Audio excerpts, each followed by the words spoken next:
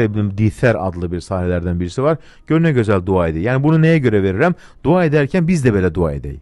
Bakın, biz de böyle dua edeyik. Yani duanın güzelliği, duanın qəlbən etmeyi, orada güzel uygun sözleri seçmeyi çok güzel duanın qəbul olması. Ne diyerdi?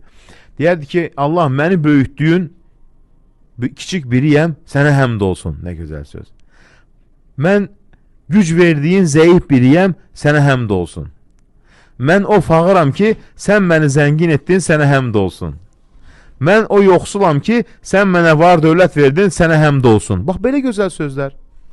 Mən o subayam ki, sən mənə həyat yoldaşı bəxş etdin, sənə həmd olsun. Mən o acam ki, sən məni doyuzdurdun, sənə həmd olsun. Mən o çılpağam ki, sən mənə geyindirdin, sənə həmd olsun.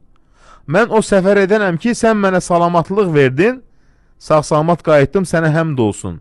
Mən o itkin düşənəm ki, sən mənə sığınacaq verdin, sənə həmd olsun. Mən o insanam ki, sən mənə yükümü daşımaq üçün güc verdin, sənə həmd olsun. Və bütün həmdlər, ey Rəbbimiz, sənə məxsusdur. Həmdlər sənə çoxluqla olsun. Ey hər cür tərifə layiq olan. Baxın, dua edərkən öz dilimizdə şərt deyil oradakı kimi kəlmələri seçmək. Etiraf etmək, o gözəl kəlmələrdən istifadə etmək. Çünki bu duada Allaha nə var? Minnətdarlıq var, şükr etmək var.